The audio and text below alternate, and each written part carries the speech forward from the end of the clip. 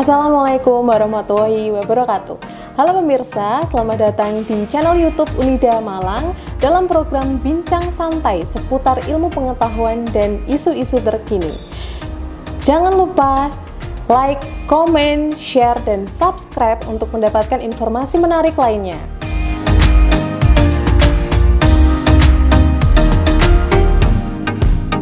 Dalam Bincang Santai kali ini, kita akan membahas mengenai industrialisasi pertanian dan siapkah petani kita saat ini. Nah, bersama saya Adita Windasari, dan kali ini akan hadir narasumber kita yang luar biasa, yaitu Ibu Dr. Insinyur Johar Nuryati Retno Daulat MP.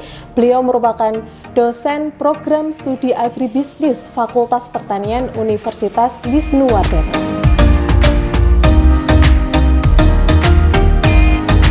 Baik pemirsa, langsung saja kita sapa narasumber kita. Assalamualaikum Ibu Johar, selamat datang. Waalaikumsalam warahmatullahi wabarakatuh, Bu Dita. Bagaimana kabarnya Ibu? Alhamdulillah sehat. Sehat Ibu ya. Senyumnya Ibu Johar ini membuat kita semua semangat pada hari ini. Alhamdulillah. Nah, tema kita hari ini kan mengenai industrialisasi pertanian. Nah, siapkah petani kita dalam industrialisasi pertanian ini?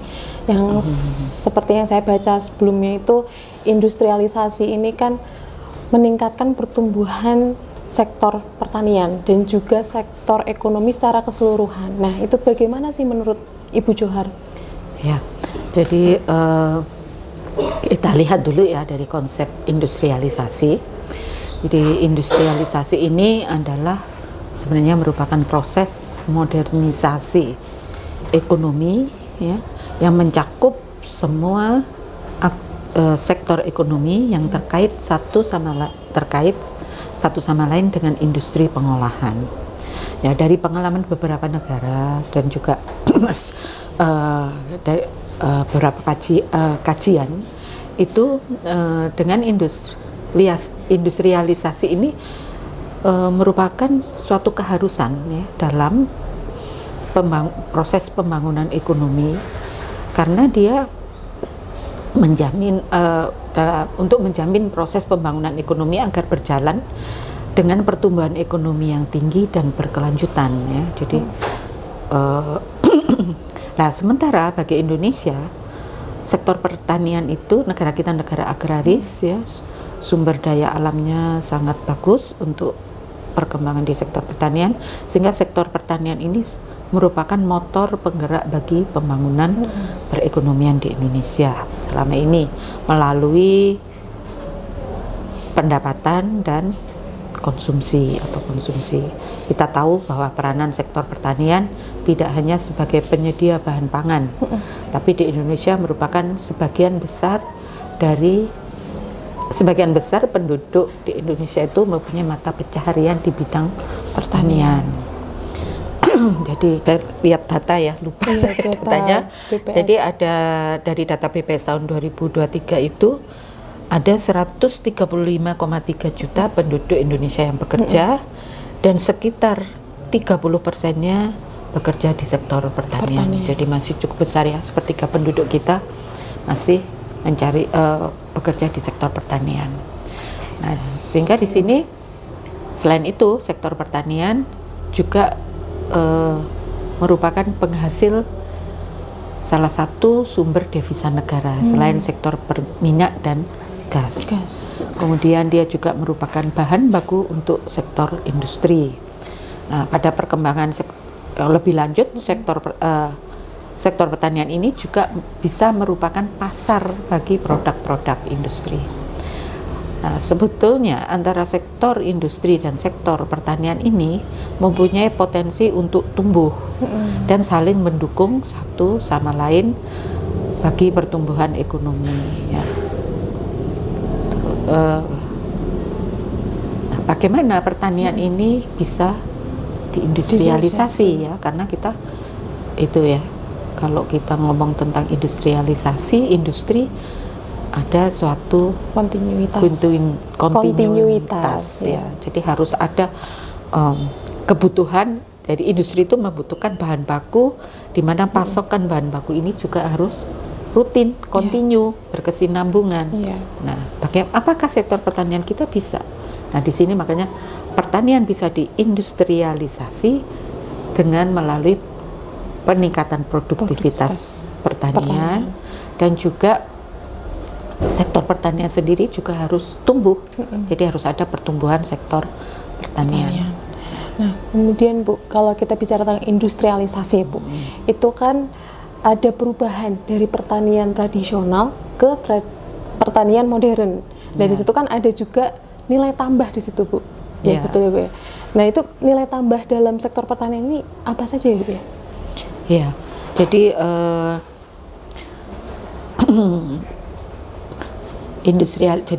dengan industrialisasi pertanian ini mampu mendorong sektor pertanian untuk tumbuh dan berkembang, sehingga secara konseptual ini pertanian ya ada proses transformasi atau perubahan dari pertanian tradisional menjadi pertanian modern melalui dengan aktivitas peningkatan nilai tambah. Nah, itu tadi nilai tambah ini apa saja? Nah, nilai tambahnya ini dengan nilai tambahnya ini mungkin bisa melalui pengolahan gitu. Ya, jadi bisa melalui proses pengolahan, kemudian bisa melalui pengemasan, penyimpanan, kemudian itu juga termasuk nilai tambah. Grading ya, sortasi dan grading itu penanganan pasca panen ya, kemudian pengangkutan, distribusi dan sebagainya, itu ada nilai tambah gitu. Seperti itu ya Bu. Kemudian tadi berbicara tentang kontinuitas ya Bu ya. Berarti kalau hasil pertanian dalam industri, hasil pertanian itu pasti harus masuk ke dalam industri. Nah, apakah sektor pertanian kita ini, sektor primer pertanian kita ini sudah siap Bu? Ya. Dalam pasokan untuk industri. Ya. Bagaimana? Ya, itu tadi yang seperti saya katakan di awal, jadi harus didahului dengan peningkatan produktivitas pertanian. Nah, kalau sebelumnya ya dalam pertanian tradisional, pertanian kita itu bersifat subsisten ya. Jadi cenderung hanya memenuhi kebutuhan kita, sisa baru dijual ke pasar. Nah, paradigma itu harus berubah. Jadi harus ada peningkatan produktivitas, ada surplus dari produksi, atau dia berorientasi pada pasar, ya, sehingga hasil pertanian itu bisa memberikan nilai tambah. Nah, untuk bisa berorientasi pasar dan sebagainya, untuk itu dia petani harus bisa membaca peluang-peluang pasar yang ada. Kemudian juga proses peningkatan nilai tambah tidak hanya dimulai setelah panen ya, tapi sebelum di awal proses produksi itu sudah ada usaha-usaha, aktivitas yang dilakukan untuk meningkatkan nilai tambah. Jadi misalnya dengan dari sisi pengadaan input, dia sudah menggunakan bibit unggul. Kemudian sudah ada pemanfaatan bahan nutrisi.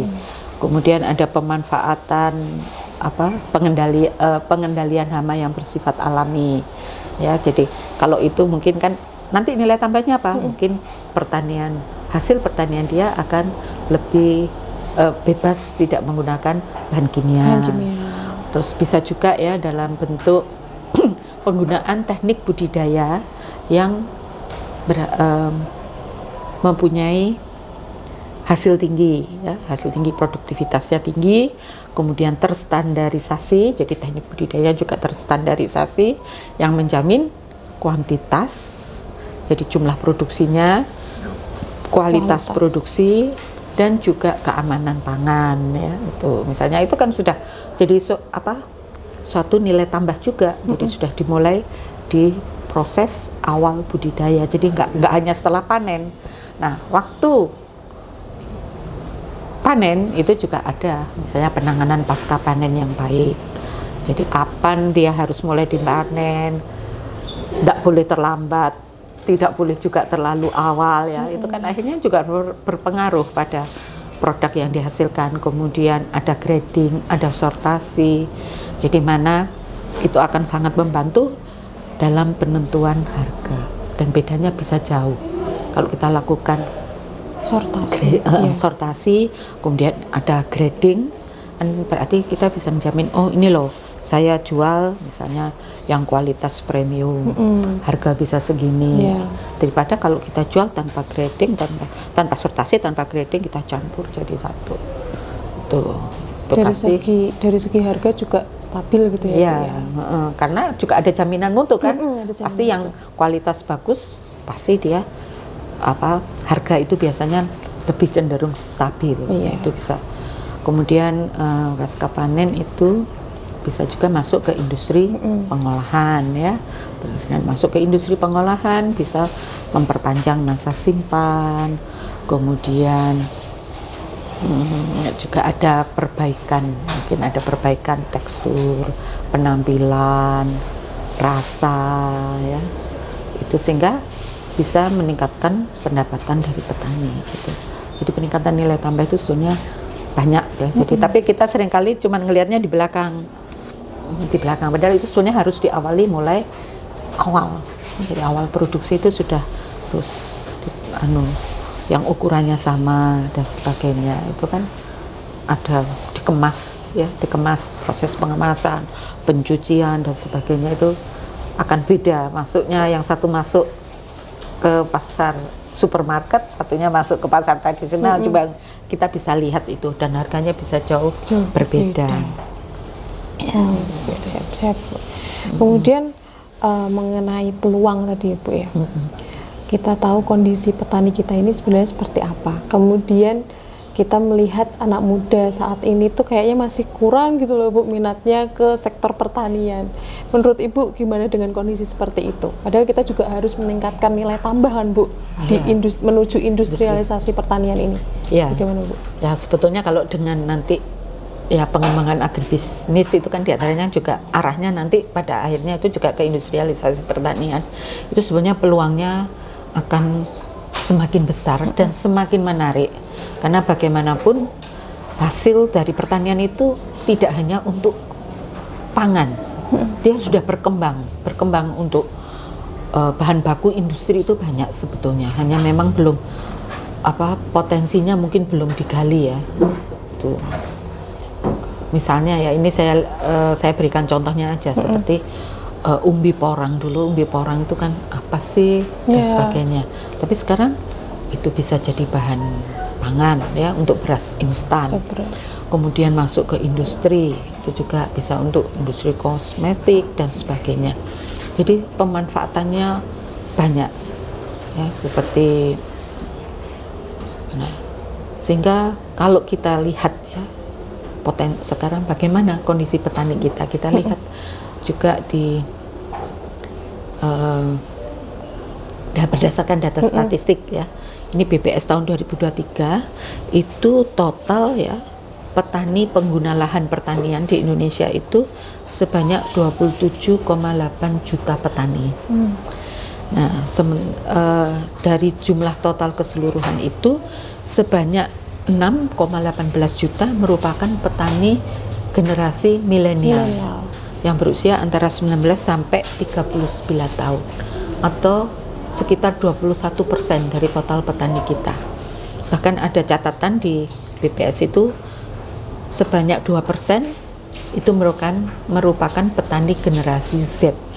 Jadi yang lahir sekitar tahun 2000 ke atas. Nah, dari jumlah itu memang walaupun masih sedikit ya, belum mayoritas, tapi saya rasa berarti banyak anak muda juga yang mulai tertarik di bidang pertanian. Tapi mereka lebih berorientasi pada pertanian yang komersial ya. Mungkin kalau Bu Dita lihat di YouTube gitu ya, di siaran itu acara-acara itu kita lihat ada peternakan kambing, bagaimana beternak kambing tanpa bau. Sudah mulai inovasi. Kalau kakek-kakek kita zamannya kakek-kakek gitu dulu ke peternakan kambing pakai bayang bau, kotor dan sebagainya. Sekarang mulai bagaimana peternak kambing itu bersih tanpa bau. Nah, berarti kan ada inovasi. Itu jadi itu satu harapan ya untuk proses nanti, mudah-mudahan semakin banyak yang tertarik sehingga proses menuju industrialisasi pertanian itu bisa terwujud. Hanya memang permasalahannya sekarang ini mayoritas masih banyak petani-petani yang ya memang sudah bertani bertahun-tahun dan mungkin agak sulit untuk mengubah pola paradigma mereka. Dan kemudian juga ada kendala mereka mengolah lahan sangat kecil ya, kurang dari 1/4 hektar, kurang dari ya. Dan itu ada sebanyak 62% dari total petani kita ya. Itu jadi PR bagi pemerintah, bagi kita sendiri juga sebagai orang yang bergerak di bidang pertanian untuk bagaimana bisa memberikan motivasi penyuluhan, bimbingan ya untuk mengubah paradigma mereka itu. Ya. Berarti petani-petani yang lama itu bisa bersaing nggak sih, Bu? Ya, sebetulnya mereka punya keunggulan. Ya, keunggulannya apa? Karena mereka sudah bertani bertahun-tahun, biasanya mereka lebih mempunyai intuisi ya terhadap perubahan iklim. Karena bertani itu kan tidak bisa teoritis saja ya, pengaruh iklim, lingkungan dan sebagainya itu penting ya. Nah, itu sebenarnya merupakan salah satu kelebihan mereka. Hanya mereka itu kan gini, saya mau nanam ini, kalau musimnya seperti ini saya cocok untuk nanam ini. Kemudian nanti kalau ada panen saya jual ke pasar, udah dibawa ke pasar, berapa harganya, kadang dibeli tengkulak.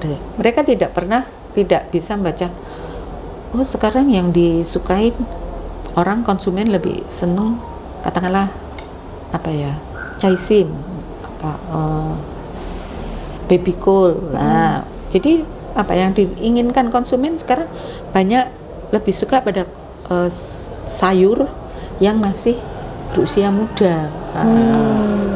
Itu tuh kan ada pergeseran, iya, jadi itu mereka kadang-kadang belum bisa baca. Tadi kan untuk petani milenialnya kan kalau dari menurut data kan masih 20%, tetapi kan sudah bisa ya Bu ya untuk membaca perkembangan pertanian di Indonesia ini. Jadi membaca peluang pasar, membaca kira-kira yang dibutuhkan konsumen saat ini apa. Nah, jadi itu sangat-sangat penting. Sangat penting ya. Jadi seperti yang saya lihat di berita di TV itu ada dia menanam wortel ya, baby wortel di daerah Brastagi, dan dia itu memasok ke kota-kota, dijual dalam kondisi segar. Nah, itu hal-hal yang dulu kan tidak dilakukan. Kalau dulu orang petani langsung bawa dalam satu karung. Jadi itu yang saya lihat ya, petani dan ibu petani, maksudnya petani perempuan ya. Jadi dia menanam wortel, kemudian baby wortel gitu ya. Jadi masih muda, ukurannya kecil-kecil, dicuci, bersih, disortasi, dikemas, sudah dikirim ke konsumen ya, seperti itu. Itu jadi mereka, dan omsetnya juga cukup besar. Jadi yang kalau mereka bisa membaca peluang-peluang seperti itu akan sangat membantu. Ya, bagi perkembangan bisnisnya. Mungkin juga nanti ya, seringkali kalau kita jual segar itu kadang-kadang harus mesti kualitasnya pasti primer kan, premium maksud saya. Jadi enggak boleh ada cacat dan sebagainya. Nanti kemudian yang ada kekurangan mungkin kayak itu bisa diolah dalam bentuk yang lain. Seperti kalau kita beli buah apel ya. Buah apel itu kalau yang dijual segar itu pasti ya yang mulus dan sebagainya. Tapi kan kadang-kadang namanya apel jatuh, ada bongkeng sedikit. Nah, itu mungkin masuk ke proses pengolahan. Jadi itu yang tadi saya bilang, ada perbaikan tekstur, penampilan atau rasa gitu. Jadi perlu ada ini ya Bu. Jadi ada pemanfaatan, diversifikasi, penanganan sesuai dengan karakternya.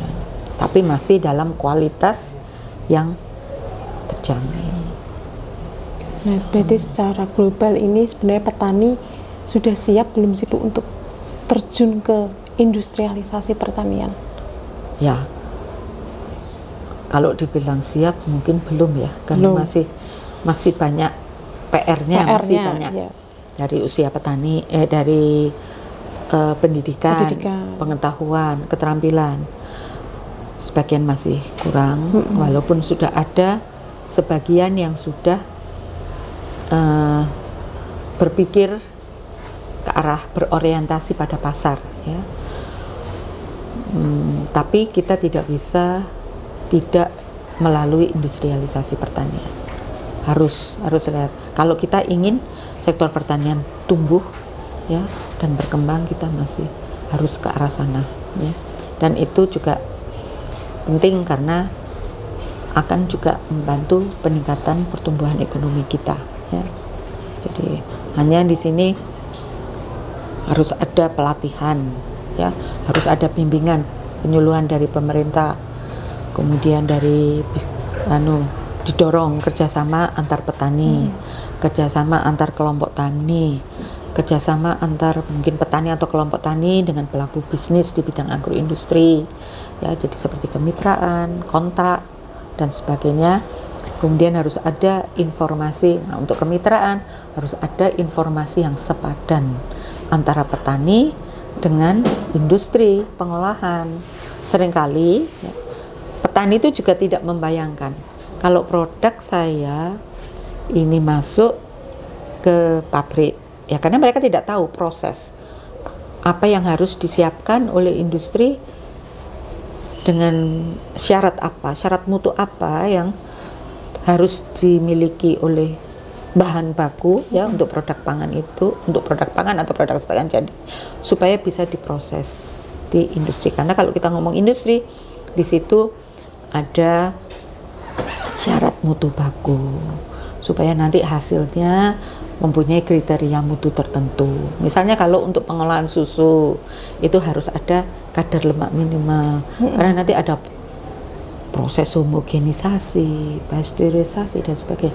Kalau kadar lemaknya terlalu bervariasi akan juga menyulitkan industri dalam mengolah.